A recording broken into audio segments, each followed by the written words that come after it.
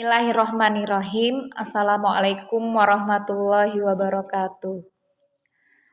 Saya Nola Setiawati, guru pembimbing tantangan literasi Leksan Bedas SDN Wanasuka Pangalengan. Pada kesempatan ini saya akan mempresentasikan review buku yang saya baca. Buku yang saya baca ini berjudul Adab di Atas Ilmu. Ditulis atau dikarang oleh Imam Nawawi, diterbitkan oleh Diva Press, jumlah halamannya 200 halaman. Di dalam buku ini sangat banyak dibahas tentang adab atau menitik beratkan atau mempoinkan pada poin pertama tentang adab. Jadi sepintar apapun seseorang tidak akan bernilai manakala tidak memiliki adab yang baik. Ilmunya tinggi, pangkat dan kedudukannya tinggi, bahkan kekayaannya melimpah ruah, tidak akan berarti sama sekali ketika seseorang itu tidak memiliki adab yang baik. Adab ini erat kaitannya dengan Kanjeng Nabi Muhammad Sallallahu Alaihi Wasallam, karena Nabi Muhammad Sallallahu Alaihi Wasallam diutus ke muka bumi ini tidak lain dan tidak bukan adalah untuk menyempurnakan akhlak. Maka adab atau akhlak ini menjadi pondasi di dalam kehidupan. Dan tentang adab ini sendiri, di dalam buku ini ada dua orang tokoh yang terlibat. Yang pertama, Abdul Rahman bin Al-Qasim. Beliau mempelajari adab selama 18 tahun, tetapi hanya 2 tahun beliau mempelajari ilmu. Sedangkan Ibnu Al-Mubarak merelakan waktunya 30 tahun hanya untuk mendalami perkara adab. Ternyata begitu sangat besar perkara adab ini ya.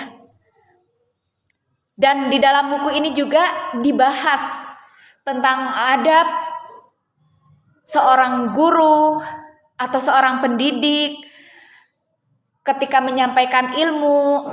Di dalam buku ini pula dibahas tentang adab bagaimana seorang siswa, seorang pelajar untuk menuntut ilmu.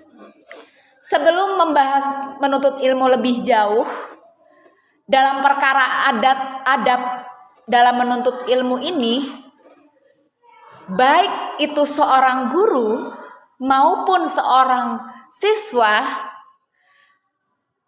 harus meluruskan niatnya. Jadi ketika seorang guru mengajar, menularkan ilmu, dia harus meluruskan niat bahwa apa yang dia lakukan itu semata-mata hanya karena Allah. Bukan semata-mata karena materi yang dia dapat, tetapi semata-mata dia menularkan ilmu kepada siswanya hanya karena Allah, hanya karena ingin mencapai ridhonya Allah, mendapat ridhonya Allah.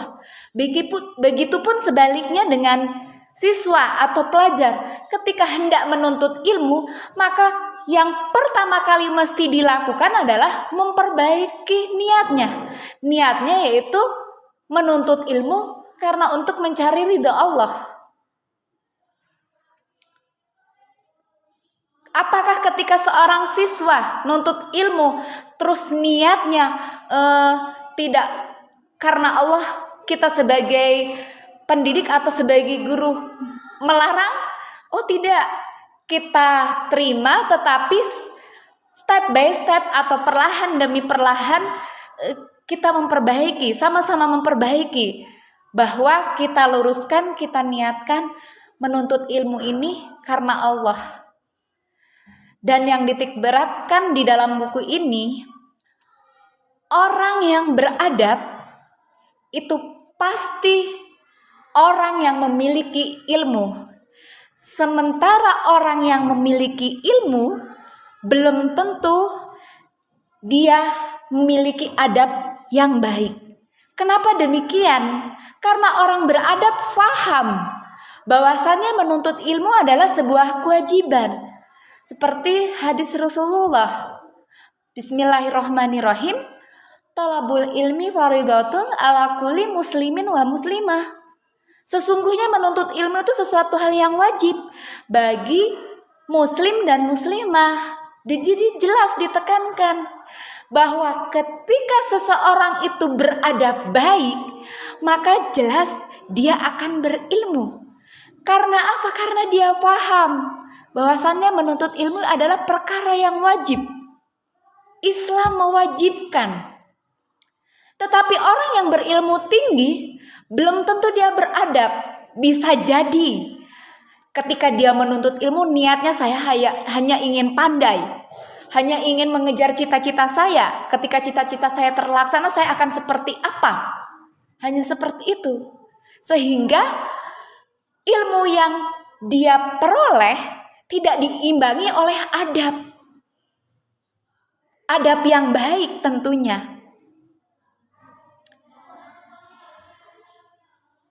Dan penulis yaitu Imam Nawawi merujukkan betapa pentingnya, bahkan di seluruh aspek adab adalah fondasi. Adab adalah poin pertama yang mesti ditanamkan kepada siapa? Kepada semua manusia, terutama kalau di kalangan pendidikan terhadap peserta didik. Seorang guru bisa menyampaikan tentang adab, manakala seorang guru sendiri mempunyai adab yang baik. Jadi akan menularkan hal yang baik. Orang pintar beradab baik, dia akan menularkan hal-hal yang baik dan akan bersinergi positif. Tetapi orang yang pintar, orang yang memiliki ilmu, belum tentu bisa memberikan sinergi yang positif tanpa memiliki adab yang baik. Maka kesimpulan terbesar di dalam buku yang saya baca atau review terbesar dari buku yang saya baca, setinggi apapun seseorang, dia tidak akan bernilai tanpa memiliki adab yang baik.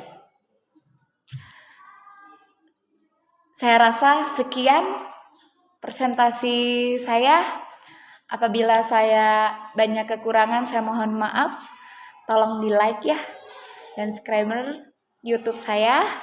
Sekian, wabillahi taufik wa hidayah. Wassalamualaikum warahmatullahi wabarakatuh.